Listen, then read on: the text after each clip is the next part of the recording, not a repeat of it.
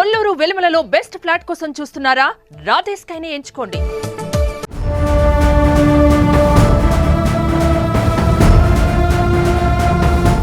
Delhi assembly ఎన్నికలలో BJP ఆప్ని ఊడ్చిపడేస్తోంది. గత దశాబ్ద కాలంగా ఢిల్లీని పాలిస్తున్న అరవింద్ కేజ్రీవాల్కి ఢిల్లీ ఓటర్లు బిగ్ షాక్ ఇచ్చారు. 27 ఏళ్ల తర్వాత బీజేపీకి తిరిగి పట్టం కట్టబోతున్నారు. మొత్తం 70 సీట్లలో 45+ స్థానాలను కైవసం చేసుకుంది. 1993 అసెంబ్లీ ఎన్నికలలో బీజేపీ 49 సీట్లను సాధించింది. దాదాపు 32 సంవత్సరాల తర్వాత దేశ రాజధానిలో బీజేపీ ఎన్నికల రికార్డును సృష్టించింది. ఎగ్జిట్ పోల్స్ అంచనాలను అనుగుణంగానే ఫలితాలు కనిపిస్తున్నాయి. పోస్టల్ బ్యాలెట్లో ఆప్ కొంచెం ముందంజ కనిపించినా తర్వాత ఏ దశలోనూ పోటీ చూపించలేకపోయింది.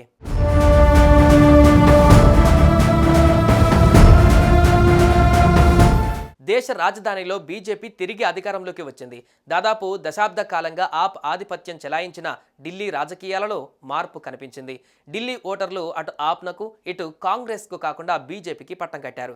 ఢిల్లీలో వరుసగా 15 ఏళ్లు అధికారంలో ఉన్న కాంగ్రెస్ గత 2 అసెంబ్లీ స్థానాలలోనూ ఎదురుదెబ్బలు చవిచూసింది. ఒక్క సీటు కూడా గెలుచుకోలేకపోయింది.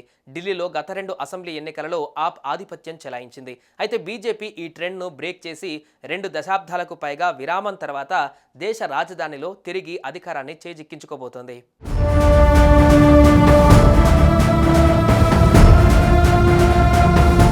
యమునా నదిలో విషపూరిత వాయువులు ఉన్నాయని ఆరోపించడంతో ముఖ్యమంత్రిగా అరవింద్ కేజ్రీవాల్ నివాసం పునరుద్ధరణపైన పీఎం మోదీ నేతృత్వంలోని బీజేపీ ప్రచారం ఆప్ను లక్ష్యంగా చేసుకుంది.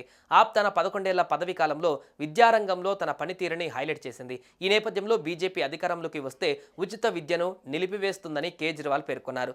అయితే ఢిల్లీ ఎక్సైజ్ పాలసీ స్కామ్ కేసులో కేజ్రీవాల్ ఆప్ సీనియర్ నేత మనీష్ సిసోడియా ఆరోపణలు ఎదుర్కొన్నారు. అటు కాంగ్రెస్ ఎంపీ లోక్సభలో ప్రతిపక్ష నేతగా ఉన్న రాహుల్ గాంధీ కూడా ర్యాలీలు నిర్వహించారు. కానీ ఎన్నికలలో ఘోర ఓటమిని చవిచూడవలసి వచ్చింది.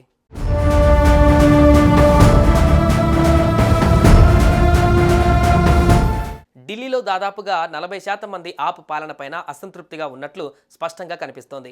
ఇటీవల బడ్జెట్లో మధ్యతరగతి వర్గానికి ప్రాధాన్యం ఇవ్వడం, ఆదాయ పన్ను పరిమితిని పెంచడం వంటి అంశాలు బీజేపీ గ్రాఫ్ పెరిగేందుకు కారణమైంది. ఇక పూర్వాంచలి ఓటర్లు 30% మంది ఉన్నారు. వీరు కూడా బీజేపీ వైపు మళ్ళినట్లు ఫలితాల సరళిని చూస్తుంటే తెలుస్తోంది.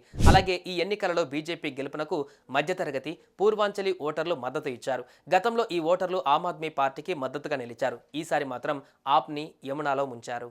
సుమన్ టీవీలో మీ పర్సనల్ అండ్ బిజినెస్ ప్రమోషన్స్ కోసం కింది నెంబర్కి కాంటాక్ట్ చేయండి.